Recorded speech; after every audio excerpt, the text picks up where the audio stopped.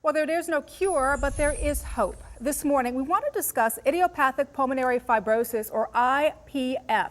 Anyone touched by this mysterious but terminal disease knows that the need to raise awareness is urgent. We take a closer look at IPF in our ongoing series, Behind the Mystery, Rare and Genetic Diseases. Our guest this morning is Dr. Daniel M. Rose, President and CEO of the Pulmonary Fibrosis Foundation. Welcome and good morning to you. Good morning, Danielle. Glad you're here with us because I want to be honest here with you for a second. Until I started doing research on this subject, never, ever, ever have I heard of idiopathic pulmonary fibrosis. And there are probably a lot of people out there who are just like me, but I know that as many people die from this as they do from breast cancer. That is astounding to me. What is it? Well, I mean, you're absolutely right. It's a disease that not a lot of people know about it. The average life expectancy is only 2 to 3 years from the time of diagnosis. The actual number of people in the United States that have the disease is somewhere between 150 and 200,000. So let me ask you, what causes it, and is it hereditary? Well, that's a great question. In about 60 to 70% of people, we don't know what causes it. It's called idiopathic. 10 to 15% of people, it can be familial, such as in my case, my father died of the disease and 2 of his siblings died of the disease.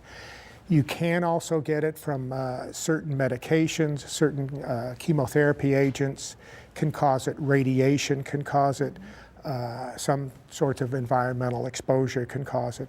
But usually we don't know what causes it, and that's why it's called idiopathic. You know, it's interesting because I'm here thinking, so if a lot of people don't know about it, how do they know what the symptoms are? What are some of the symptoms? Well, the main symptom that people get is they just become increasingly short of breath and have difficulty breathing. For years, the disease was not well described or well defined. So a lot of primary care physicians and even pulmonologists weren't aware, and they thought people had emphysema or COPD.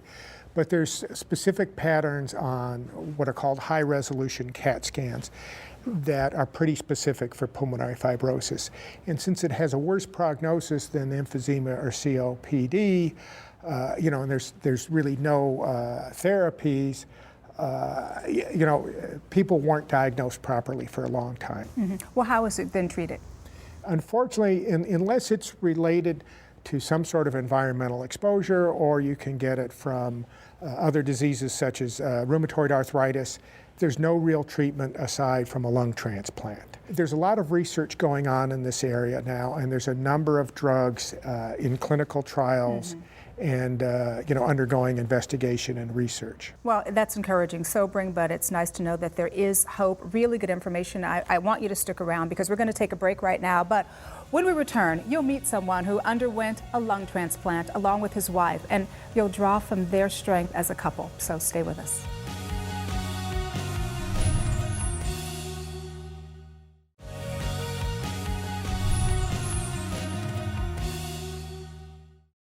Well, before the break, we were discussing idiopathic pulmonary fibrosis with Dr. Daniel M. Rose, President and CEO of the Pulmonary Fibrosis Foundation.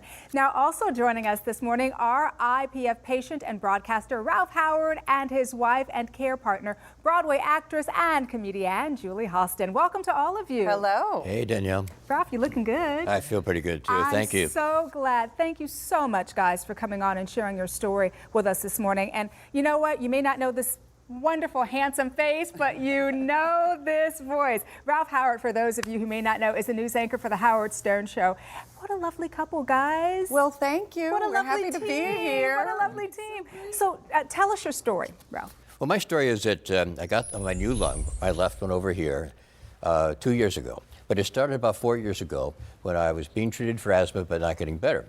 So my general practitioner listened again to my lungs and said, "You've got fibrosis, idiopathic fibrosis." So then my doctor got me into the program at New York Presbyterian Hospital, and it took about another year or so before I got on the list to get a lung, which was pretty fast, actually. What were your thoughts leading up to the transplant, and how did this impact you? Because it had to be scary. Well, when a doctor says you have a fatal disease and you're going to die, you're kind of stunned. As a matter of fact, I heard nothing after that for a while. Yeah. It kept going on, and I don't remember a thing about it. One of the things that would be hard for me, being the wife, Julie, and being the one to also, because this is your diagnosis too. You're going through this as well. What were your thoughts? What did this mean for you? It was the longest walk home from that doctor's office, and it's only around the block from where we live.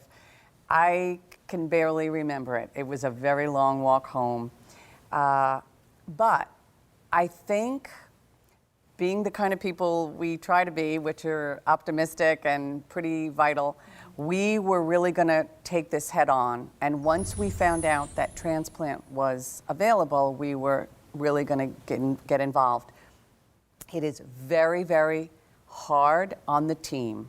So one thing that I would tell people, if they have a diagnosis of idiopathic pulmonary fibrosis, is first of all, learn a lot about it, because it is a terminal illness, but it's not a terminal sentence. I do feel maybe a little special or a little out of sync maybe, but I feel very happy and fortunate. You know, when you see this story and you hear this story, Dr. Rose, I want to wrap it up here with you. We know that education and awareness are keys. How can our viewing audience help and or get involved? Well, I mean, that's a great question. If they're interested, obviously they can go to our website. There's lots of information on our website. We have lots of different fundraising events. So there is hope. I am a lot of hope. I am so glad you said that, because I can't think of a better way to end it other than a little kiss.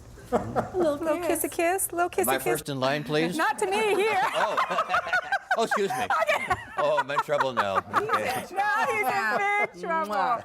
I love it. Oh, how wonderful, guys. Thank you all so much for coming by. Great to meet all of you. Thank you. You've been fantastic. As have you guys. Thanks again. And for more information about IPF and to learn what you can do to spread the word and increase education about this disease, visit the website pulmonaryfibrosis.org.